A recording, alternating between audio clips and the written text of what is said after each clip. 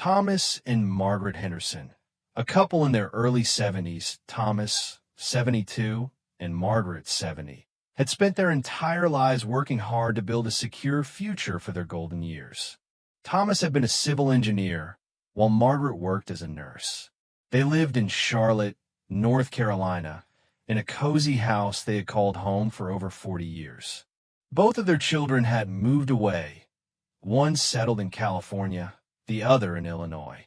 With nearly $600,000 in retirement savings, plus Social Security benefits and pension income, they believed they were financially set to enjoy a comfortable retirement without relying on their children. However, in recent years, Margaret had struggled with climbing the stairs, and Thomas found maintaining their home increasingly exhausting. They started considering moving to a luxury senior living community where they could enjoy their retirement without worrying about home upkeep or physical strain. One day, they received a brochure in the mail advertising a high-end retirement community in Florida, promising a paradise-like experience for seniors. The images showcased lush green gardens, an outdoor swimming pool, gourmet restaurants, and exclusive clubs for retirees. It promised a carefree, active, and secure lifestyle, exactly what they envisioned for their future. Margaret was immediately intrigued. "What do you think about checking this place out?" Thomas nodded. "It sounds promising. We've worked hard our entire lives. It's time to enjoy ourselves." Excited about the possibilities, they scheduled a visit. Upon arrival, they were impressed by the modern architecture, elegant apartments with balconies overlooking the ocean, and a warm, welcoming staff. A young sales representative took them on a guided tour, emphasizing the 24/7 medical care, fitness classes, fine dining options, and top-tier security. Their only concern was the cost. Entrance fee, $350,000. Monthly living expenses, $3,500. Additional health care services, extra charges if needed. However, the sales agent reassured them that the contract included a financial guarantee, offering a refund if they left within the first 3 years. After speaking with some residents who had lived there for a few years and seemed genuinely happy, Thomas and Margaret felt reassured. The environment felt luxurious, yet comfortable, and they loved the idea of living among like-minded retirees who share their values and interests. Convinced that this was the right decision, they sold their longtime home and used their savings to move into the community. They thought they had made the best decision for their future, but reality would prove them wrong. After finalizing the sale of their home in Charlotte, North Carolina, Thomas and Margaret Henderson packed up their belongings and moved to Palm Bay, Florida, to begin their long-awaited retirement in the Seaside Horizon Senior Living Community. At first, everything seemed perfect. Every morning, they woke up to a breathtaking ocean view from their apartment balcony. The breakfast buffet was filled with fresh fruit, warm pastries, and gourmet coffee. Thomas took up golf with some of the other residents, while Margaret attended aqua aerobics and yoga classes. In the evenings, they dined in a luxurious 5-star restaurant, where a professional chef prepared seafood and steak dinners. The community itself was stunning, a beautifully designed property with manicured gardens, an Olympic-sized swimming pool, and even a private movie theater. The staff was friendly and professional, offering round-the-clock care and security. For the first 6 months, Thomas and Margaret truly felt like they were in paradise. They had no home maintenance worries, no financial stress, and had even made a few close friends within the community. However, subtle changes began to appear, changes they dismissed at first but would soon regret ignoring. One evening, Thomas and Margaret were surprised when they received an email from the Seaside Horizon Administration stating that the monthly living expenses were increasing. Their original contract listed the monthly cost as $3,500. The new fee was $4,100, an increase of nearly 20%. The explanation? Rising operational costs and improvements to the facility. Margaret was concerned. "I thought we had a fixed agreement." Thomas reassured her. "It's probably just an adjustment for inflation. We can afford it." But then, a few weeks later, another change came. The quality of meals declined noticeably. The chef they loved quit and was replaced by a lower-paid cook who served cheaper frozen meals instead of fresh ingredients. Residents began complaining that meals were bland, repetitive, and smaller in portion sizes. At first, it seemed like a minor inconvenience, but then medical staff shortages became evident. The 24/7 medical care that was promised began to slow down. One resident had a minor stroke in the dining hall, and it took over 40 minutes for a nurse to arrive. Margaret whispered to Thomas that night, "I don't like how things are changing here. Something doesn't feel right." Thomas decided to do some research. He looked up Seaside Horizon's ownership and discovered something disturbing. The facility had recently been sold to a private equity firm that was cutting costs to maximize profitability. The new management strategy was clear. Charge residents more while reducing services. Lay off experienced staff and hire lower-paid workers. Replace fresh food with cheaper alternatives. Thomas and Margaret felt betrayed. They had invested nearly $350,000 into this community, believing they were securing a luxurious, stress-free future. Now, they realized their dream retirement was beginning to crumble, and the worst was yet to come. As weeks passed, Thomas and Margaret tried to remain optimistic, hoping that the changes in their retirement community were temporary. They convinced themselves that maybe the staff shortages and budget cuts were just temporary growing pains under the new management. But the warning signs became impossible to ignore. One evening, while having dinner with their friends Robert and Linda Carter, Margaret whispered, "Have you noticed how many people are leaving?" Linda nodded, her voice hushed. "Yes, and it's not just the older residents moving to assisted living. People who are still independent are leaving too." Thomas, skeptical, asked why. "Where are they going?" Robert leaned in. "Because they see what's happening. The company that bought this place is just here for the money. They don't care about us. And if you try to leave, good luck getting your money back." That last sentence hit Thomas like a punch to the gut. He had personally reviewed the contract when they moved in. The Seaside Horizon brochure had clearly stated that a portion of the buy-in fee was refundable should they ever decide to leave. Determined to clarify things, Thomas and Margaret scheduled a meeting with the facility's new administrator, a man named Mr. Jeffries. The conversation did not go as planned. When they sat down in his office, Thomas asked directly, "We'd like to discuss the refund policy. If we decide to move, how much of our original investment can we get back?" Mr. Jeffries gave them a practiced corporate smile. "Mr. Henderson, I understand your concern.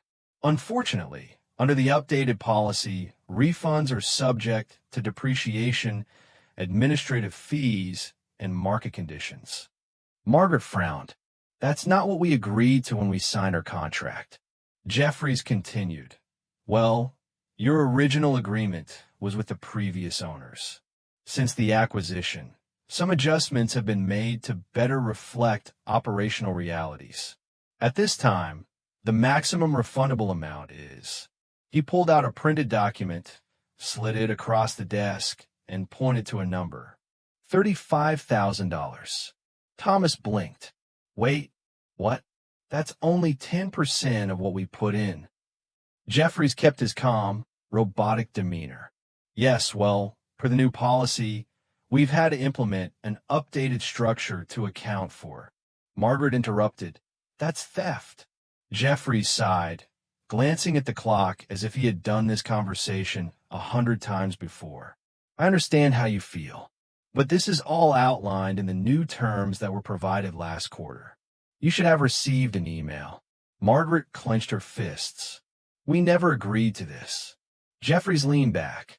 "Mrs. Henderson, You are, of course, free to pursue legal action. But I should warn you, our contracts are ironclad, and legal fees can be quite costly. Thomas felt sick. This wasn't just a retirement community. It was a financial trap. After they left the office, Margaret whispered, "What are we going to do, Thomas?" He took a deep breath, his mind racing. "We fight." That night, Thomas did what he did best. He started digging into the details. He contacted an old colleague from his banking days, a retired financial fraud investigator, and told him everything. The next morning, his friend called back with a chilling response. "Thomas, I've seen this before. You're not the only ones, and it's going to get worse." Margaret held on to Thomas's arm as they stood by the window, looking out at what had once seemed like their perfect paradise. Now, it felt more like a prison, and they needed to find a way out. Thomas and Margaret spent the next few days in a haze of disbelief and anger. How could they have been so blind? They had done everything right, planned, researched, and saved. And yet, here they were, trapped in a system designed to bleed them dry. Margaret sat at the kitchen table, flipping through the contract they had signed. "There has to be a way out," she muttered. Thomas rubbed his temples, frustration building. "Even if we leave, we walk away with practically nothing. We can't afford to just start over at our age." Then the phone rang. It was Thomas's old friend, Richard Monroe, a former financial fraud investigator. "I've been looking into this place," Richard said. "You're not alone, Thomas. This company has pulled the same stunt in other states. Buy a retirement home, raise fees, cut services, and make it nearly impossible for people to leave." Margaret gasped. "So it's a scam?" "Not in the traditional sense," Richard explained. "They're legally covered, but it's unethical as hell. They know seniors don't have the time, energy, or resources to fight back. That's how they get away with it." Thomas's grip on the phone tightened. "What do we do?" Richard paused before replying. "You need leverage. These places fear bad publicity more than lawsuits. If we can expose them, they'll have no choice but to negotiate." Thomas hung up and looked at Margaret. "We need to find others who feel the same way." That afternoon, they started knocking on doors. The first stop was their longtime friends, Robert and Linda Carter. The moment Thomas mentioned the refund issue, Robert slammed his fist on the table. "Damn it, I knew something was off. We're paying more for less, and now they're telling us we can't leave." Linda nodded, voice shaking. "I've been keeping notes. The menu changes, the staff cuts, even the times when medical help was delayed. If you're gathering proof, I'll help." From there, word spread quickly. By the next day, a group of residents had gathered in Thomas and Margaret's apartment, sharing their frustrations. Some had written complaints that had gone unanswered. Others had tried to leave, but were blocked by outrageous exit fees. A frail but sharp-eyed woman named Eleanor Davis whispered, "I tried to go to the local news station, but they brushed me off. Said it wasn't a big enough story." Thomas exchanged a look with Margaret. "Then we'll make it one." With Richard's guidance, they documented everything: overcrowded medical staff, price hikes, service reductions. They recorded testimonials from residents willing to speak out. They took pictures of neglected areas and gathered billing statements proving the drastic increases in fees. But the real turning point came when one resident, Henry Lawson, brought them something shocking. "I used to be an accountant," Henry said, placing a thick envelope on the table. "I got curious, so I started tracking expenses. The numbers don't add up. They're siphoning money somewhere." Thomas's heart pounded as he flipped through the pages. This is fraud." Margaret took his hand. "We have enough now. It's time to act." That night, Thomas made one more call to a local investigative journalist. "I have a story for you," he said, "and it's bigger than you think." Margaret squeezed his hand. For the first time in months, hope flickered in her eyes. They weren't going down without a fight. Thomas and Margaret sat across from Daniel Reese, an investigative journalist known for exposing corruption. His expression darkened as he skimmed through the documents they had collected. "This is worse than I expected," he muttered. "They're not just overcharging. They're funneling money into offshore accounts. This is financial abuse of the elderly." Margaret gripped Thomas's hand. "Can you help us?" Daniel nodded. "I'll need testimonies on record. If enough of you are willing to speak out, we can pressure the state to investigate." That night, Thomas and Margaret went door to door, gathering names of those willing to stand up. The response was overwhelming. Residents who had once felt powerless now had a glimmer of hope. The next morning, Daniel's news team arrived at the facility, cameras rolling. Residents gathered in the courtyard, some holding up their bills, others with notebooks detailing the decline in care. A frail man in a wheelchair, Harold Benson, faced the camera. "I was promised 24-hour medical care. Last month, I fell in my room, and it took 2 hours for someone to help me." 2 hours. Another woman, Deborah Willis, held up a printed menu. "We used to have fresh food. Now we get microwave meals that taste like cardboard. But guess what? They still charge us the same price." More voices joined in. The news crew filmed everything, capturing the anger, the frustration, the betrayal. The facility's director, Jeffrey Adams, stormed into the courtyard, flanked by security. "This is private property. The media needs to leave immediately." Daniel stepped forward. "We're here because your residents say you've been deceiving them. Care to comment?" Adams's face turned red. "These accusations are baseless. We provide excellent care." Margaret stepped up, her voice unwavering. "Then why have so many people here seen their services cut while their bills go up?" A murmur ran through the crowd. "This is ridiculous," Adams snapped. "If anyone wants to leave, they're free to go." Margaret held up her contract, not without losing almost everything. The cameras zoomed in. For the first time, Adams hesitated. That evening, the news story aired on primetime television. The headline read, "Elderly Residents Trapped in Failing Retirement Home." The expose revealed everything. The hidden fees, the service cuts, the financial mismanagement.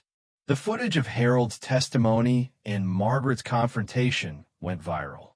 Within 24 hours, the state attorney general's office announced an investigation. Calls flooded the facility's office, with families demanding answers.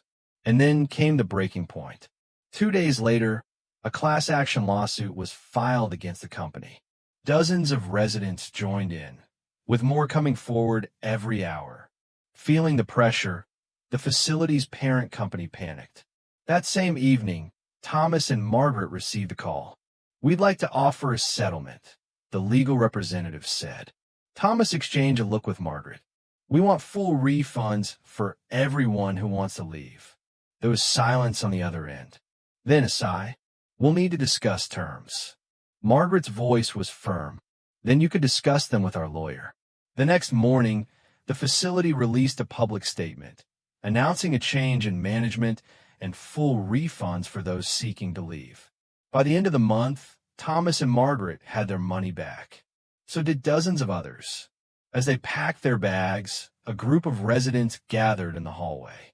"You saved us," Harold whispered, tears in his eyes. Margaret shook her head. "No, we saved each other." That evening, as they walked out the doors for the final time, the sunset painted the sky in hues of gold and crimson. Thomas took Margaret's hand. "Where to next?" She smiled. "Somewhere we choose. On our terms." And with that, they stepped into their new beginning, free at last. This story serves as a crucial lesson for all of us. Retirement planning is more than just saving money. It's about making the right choices to secure our future. Have you or someone you know faced a similar situation? What are your thoughts on retirement homes and financial security in old age? Let us know in the comments below. Also, where are you watching from? We'd love to know where our viewers are from. If you found this story insightful, Don't forget to like, share, and subscribe for more real-life stories that reveal the hidden truths of aging and financial planning. Turn on the notification bell so you don't miss our next video. Thank you for watching, and we'll see you in the next episode of Elderly Chronicles.